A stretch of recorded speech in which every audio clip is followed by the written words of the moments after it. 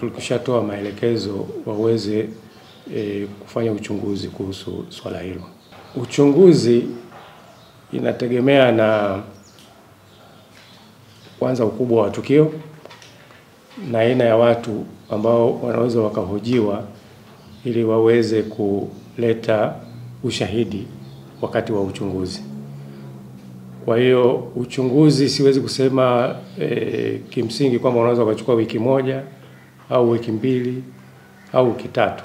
Inategemea na taarifa ambazo tunaweza kuzipata kwa urahisi na kukamilisha uchaguzi.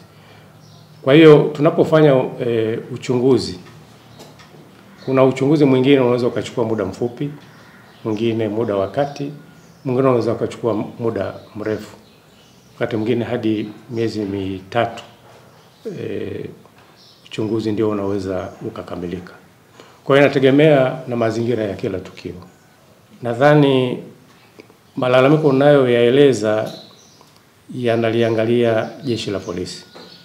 Kwa kuwa watu wetu hawakuwepo eneo la tukio, tunachoweza kusema ni kwamba tunainsist kwamba watu wafuate sheria, kanuni na taratibu katika utekelezaji wa majukumu yao. Lakini hili halituzuii sisi kufanya uchunguzi ili kujua hasa kilichojiri pale.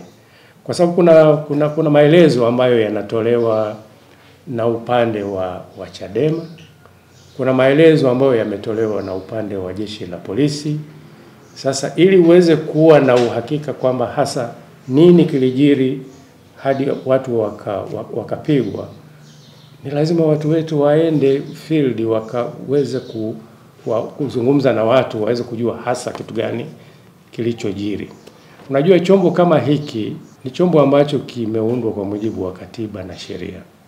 Kwa hiyo hakiwezi kutekeleza majukumu kwa mhemko.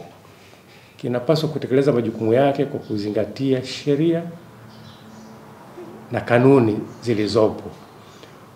Kwa hiyo tunayaona matukio mengi, lakini ili tuweze kuhakikisha kwamba tunachokisema kipo sahihi, ni lazima tuende tukafanye uchunguzi.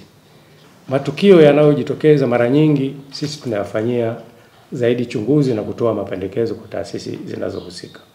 Na tumefanya hivyo mara nyingi. Na japo hamwezi kuona kwa sababu mara nyingi tunafanya mawasiliano na taasisi zinazohusika. Kwa hiyo huwezi kujua wakati mwingine tumefanya nini. Lakini kwa matukio yale ambayo wakati mwingine tunatanguliza baada ya kuona taarifa zile za awali, tumetoa matamko mengine ya kulaani matukio ambayo tumeona kwa taarifa za awali, lakini wakati huo tukisisitiza kwamba uchunguzi wetu unaendelea mpaka pale utakapokuwa umekamilika.